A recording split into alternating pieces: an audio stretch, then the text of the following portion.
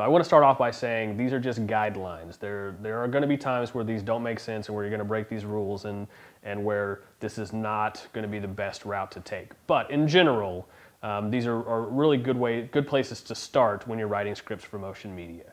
So pro tip number one is don't try to cram so much information into your script that your audience doesn't have time to actually process what you're saying. Sometimes we'll get scripts where there is 60 seconds worth of copy for a 30-second commercial, and we have to trim that down to get to the real meat and potatoes of what they're trying to say. Some information is best processed audibly, so it's better if your audience hears it. Some of it is better processed visually, where they see it.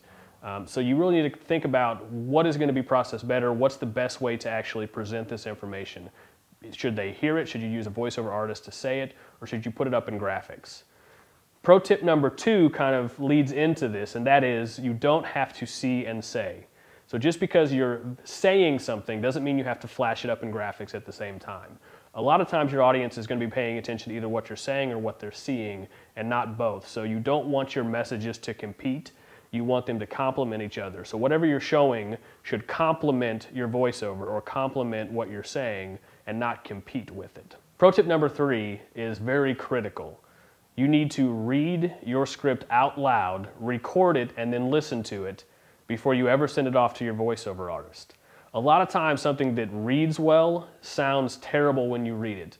And a lot of times what you think you can fit into 15 or 20 seconds, when you actually take the time to read it with inflection the way that you want to hear it, it ends up being a lot longer than you expected it to be.